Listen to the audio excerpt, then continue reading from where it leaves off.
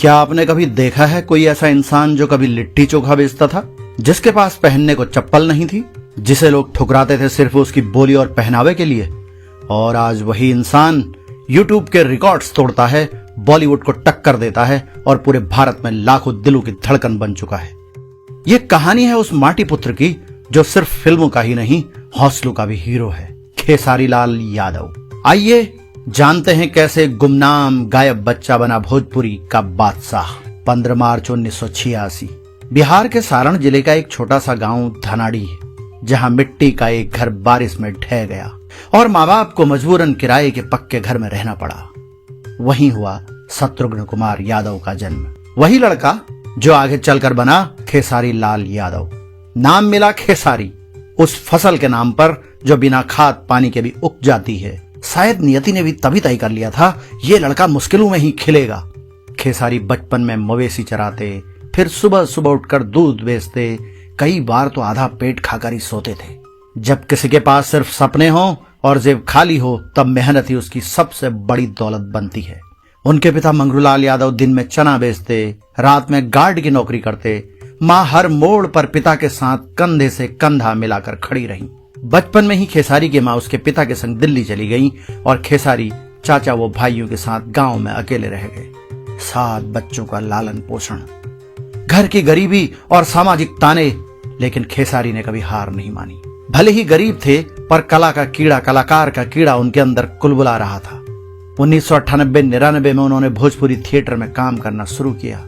रामायण, महाभारत जैसे नाटकों में अभिनय किया, गाने गाए, मेलू में लौंडा नाच किया जिसमें पुरुष महिलाओं का रूप धरकर नाचते हैं। स्टेज पर लोग तालियां नहीं बजाते थे, ताने कसते थे, लेकिन खेसारी ने सीखा तुम्हें नीचे दिखाने वाले तभी ज्यादा जोर से बोलते हैं जब तुम ऊपर उठने लगते हो। विवाह हुआ, पत्नी चंदा देवी उनके हर संघर्ष में साथ खड़ी रही। घर खर्च चलाने के लिए रुपये पैसों की जरूरत थी और वे रोजगार की तलाश में बिहार छोड़कर पत्नी के साथ दिल्ली चले गए। दिल्ली में माता पिता और पत्नी के साथ लिट्टी चोखा बेचना शुरू किया। उसी कमाई से जैसे तैसे 12,000 रुपए जोड़े और पहला म्यूजिक एल्बम निकाला, लेकिन बुरी तरह फ्लॉप। जब पहली कोशिश नाकाम हो तो लोग हंसते हैं, पर वही हंसी एक दिन तालियों में बदल जाती है। वो टूटे नहीं। गुड्डू रंगीला के यहाँ नौकर बनकर काम किया, पैसे जोड़े, दूसरा एल्बम निकाला। इस बार लोगों ने पहचाना, एक नया सूरज उग रहा था। खेसारी खुद ट्रेन से यूपी बिहार जाते, कैसेट बांटते, प्रोग्रामों में साउंड ऑपरेटर को पैसे देकर अपने गाने बजवाते। कई बार लोग गालियां देते, भगा देते, लेकिन वो हर ना के पीछे छुपे हाँ की तलाश में लगे रहे। जो इंसान खुद ही अपने गीतों का प्रचारक बन जाए, उसे फिर कोई रोक नहीं सकता। गायकी की सफलता के बाद मुंबई का रुख किया। मनोज तिवारी के मैनेजर ने उन्हें छुपाकर घर में रखा, वहां फाइटिंग सीखी और फिर आलोक कुमार ने मौका दिया। डेब्यू फिल्म साजन चले ससुराल सन 2011। साजन चले ससुराल सुपरहिट रही। उसके बाद जान तेरे नाम, दिल ले गई ओढ़निया वाली, देवरा पर मनवा डोले, नागिन, लहू के 2 रंग, हवा में उड़ता जाए मेरा लाल दुपट्टा मलमल का, तेरी कसम, कच्चे धागे, छपरा एक्सप्रेस, लाडला, लतखोर, हसीना मान जाएगी, दिलवाला, दबंग, आशिक, खिलाड़ी, हम हैं हिंदुस्तानी, मैं सेहरा बात क्या आऊंगा जैसे सैकड़ों फिल्मों में उन्होंने काम किया। लिट्टी चोखा उनकी असल जिंदगी से जुड़ी हुई फिल्म थी। पहला गाना माल भेटाई मेला में जबरदस्त हिट हुआ, भोजपुरी इंडस्ट्री में तहलका मचा। ठीक है, बलम जी लव यू, ले आई कोका कोला, पियवा से पहले, ये गाने सिर्फ हिट ट्रैक्स नहीं हैं, ये खेसारी के संघर्ष, सपनों और उस मिट्टी की आवाज है जिससे वो निकले थे। हर बोल में वो भूख है, हर ताल में वो पसीना है और हर धुन में उस लड़के की चीख है जिसने दुनिया को बता दिया कि स्टेज पर आने के लिए स्टाइल नहीं, स्टोरी चाहिए।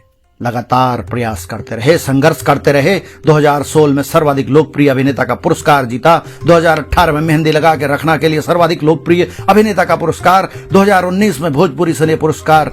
ऐसे अनेकों पुरस्कारों से उनको सम्मानित किया गया। खेसारी की कहानी सिर्फ गरीबी से अमीरी की नहीं है, ये कहानी है अस्वीकृति से आत्मस्वीकृति की, गाली से ताली तक के सफर की, और उस आत्मबल की जो हर मानसिक दबाव, अकेलापन, असुरक्षा और तिरस्कार से बड़ी निकली। जब परिवार दिल्ली में था वो अकेले थे, लेकिन भीतर उम्मीद की लौ जल रही थी। जब पेट खाली था तब भी मन सपनों से भरा था। जब दुनिया ने कहा तू कुछ नहीं बन पाएगा, तब खुद से कहा मैं जरूर बनूंगा। कभी कभी जिंदगी हमें सबसे कमजोर जगह पर छोड़ देती है ताकि हम वहां से मजबूत बन सकें। जब लिट्टी चोखा बेचने वाले को लोग हंसी में उड़ाते थे, तब खेसारी ने आईने में खुद से कहा, तू कर सकता है। वो अपने बारे में उस वक्त विश्वास कर सके जब आसपास कोई भरोसा करने वाला नहीं था। माँ का वो चेहरा जो भूख छुपा लेती थी, पिता की वो थकी आंखें जो सपना नहीं थकने देती थी, और वो रातें जब भूखे पेट गाने बनते थे।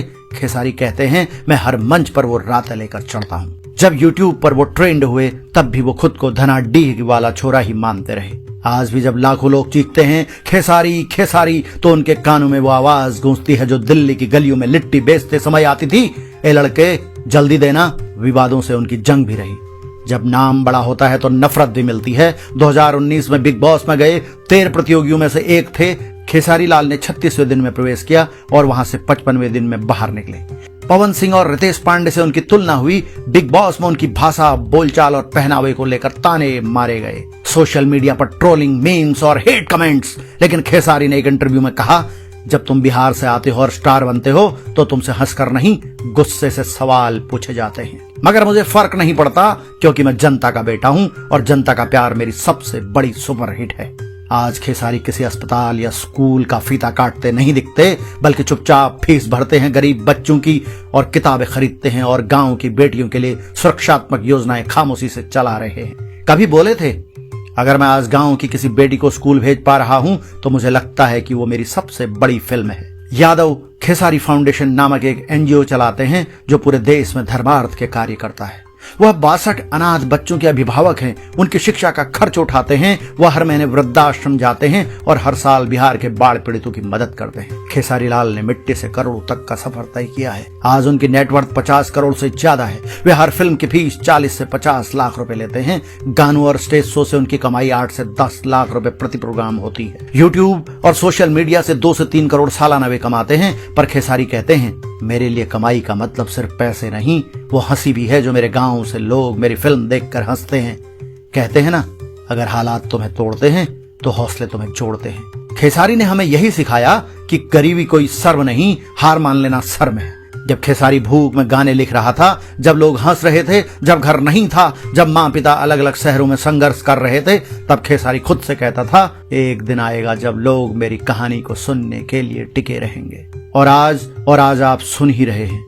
तो अगर कभी तुम खुद से हारने लगो तो खेसारी की कहानी याद रखना, क्योंकि जब एक दूध बेचने वाला सुपरस्टार बन सकता है तो तुम क्यों नहीं। अगर वीडियो पसंद आया हो तो लाइक जरूर करें। अगर खेसारी भाई को सलाम करना हो तो कमेंट करें। और अगर ऐसी कहानियों से जुड़ना है तो सब्सक्राइब करना ना भूलें। मिलते हैं एक और दिल छू लेने वाली कहानी के साथ।